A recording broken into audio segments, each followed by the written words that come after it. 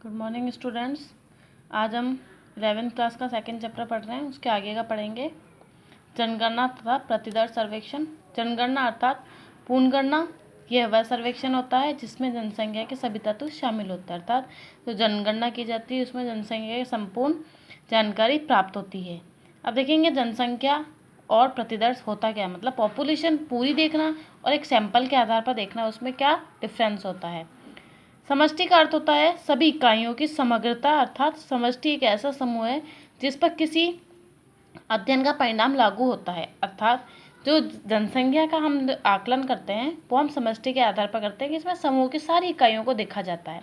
समष्टि के अंतर्गत ऐसी व्यष्टि या इकाइयाँ होती है जिसमें कुछ विशेषताएं होती है। अर्थात कुछ समष्टि के अंतर्गत कुछ ऐसी भी इकाइयाँ होती है जिसमें हम कुछ ही विशेषताएं उनके आधार पर उसका अध्ययन करते हैं। प्रतिदर्श के लिए पहला कार्य समष्टि की पहचान करके उसमें से ऐसी इकाइयों को चुनना जिसमें सभी इकाइयों की जानकारी प्राप्त हो जाए। इसमें कम लागत व कम समय लगता है। अर्थात जो जनसंख्या है उसका पूर्ण ज्ञान प्राप्त करना ये समष्टि के आधार पर होता है। लेकिन अगर प्रतिदर्श का चयन करें तो हम इसमें समष्टि में से कुछ तत्व लेंगे जिसके आधार पर हम आकलन करेंगे, तो ये क्या हो जाएगा, प्रतिदर्श कहलाएगा, अर्थात सैंपलिंग कहलाएगा। अब देख लीजिए कि प्रतिदर्श जो है वो किस तरह से होता है। एक होता है यादृच्छिक प्रतिदर्श, एक होता है अयादृच्छिक प्रतिचयन। तो अब देख लीजिए वो किस तरह से होता है कि सबसे पहला उदाहरण के आधार पर समझेंगे यादृच्छिक और अयादृच्छिक होता क्या है। अब देख लीजिए यादृच्छिक का उदाहरण, मान लीजिए कि किसी क्षेत्र में पेट्रोलियम पदार्थों की कीमतों की जानकारी को देखना, तो उस क्षेत्र के सभी 300 परिवार है, मान लीजिए एक क्षेत्र में निवास करने वाले 300 परिवार है, उनके नाम की पर्चियां लिख देंगे, फिर उसको एक बॉक्स में डालेंगे, उनमें से 3 नाम चुन लिए जाएंगे। इसमें संपूर्ण जो 300 परिवार है उनकी संपूर्ण जानकारी प्राप्त हो जाएगी उस 30 पर्चियों को हम जो चुनेंगे उससे। वहीं अयादृच्छिक क्या होता है कि मान लीजिए किसी जानकारी प्राप्त करने के लिए हम 300 परिवार चुनते हैं, तो उनको जो पर्चियां बनाएंगे तो उसको बॉक्स में न डालकर स्वयं को सहूलियत से 30 परिवार चुन लें, तो ये अयादृच्छिक प्रतिचयन कहलाएगा। अर्थात जो यादृच्छिक और अयादृच्छिक है इसमें एक ही डिफरेंस होता है कि इसमें हम स्वयं की इच्छा से नहीं, लॉटरी जैसे एक इसका नाम है, दूसरा लॉटरी विधि। लॉटरी विधि भी है कि सारी पर्चियाँ इसमें डाल दी जाए बॉक्स में और उसमें से कुछ 30 छांट ली जाए, अपनी इच्छा से नहीं, जो हाथ में आए उससे, तो इसका यादृच्छिक कहलाएगा। और अगर हम स्वयं की इच्छा से कोई भी 30 नाम अपनी सहूलियत के आधार पर छांट ले तो वह क्या कहलाएगा, अयादृच्छिक प्रतिचयन कहलाएगा। अब इनमें क्या होता है, कुछ त्रुटियां भी आ जाती है, तो वो त्रुटियां कौन सी होती है वो आपको अभी बताते हैं।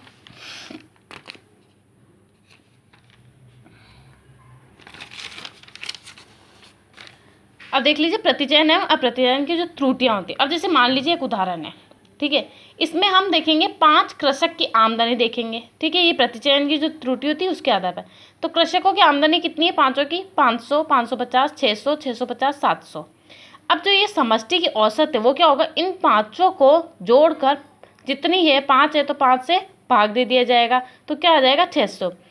अब मान लीजिए कि इसमें से हमने क्या करा था, हमने कि भाई समष्टि करना कर हमने प्रतिदर्श किया था, मतलब सैम्पलिंग ली थी।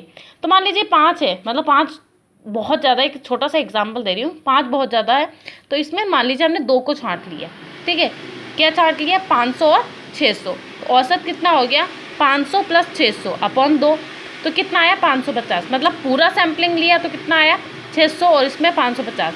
तो ये जो अंतर आया यही क्या कहलाएगा, त्रुटि कहलाएगा। अब देख लीजिए अयादृच्छिकता, उसका जो त्रुटि होती है वो किस तरह से होती है, यह प्रतिचयन की अपेक्षा अधिक, मतलब ज़्यादा गंभीर होती है, क्योंकि इसमें हम प्रतिचयन में बड़े अंक को लेकर कम किया जाता है, लेकिन अयादृच्छिक को कम करना असंभव है। मतलब हमने इसमें क्या करा, बड़े आधार पर लेकर छोटे आधार पर इसका आकलन किया है, लेकिन अयादृच्छिक में हम क्या करते हैं, अपनी सहूलियत के आधार पर करते हैं।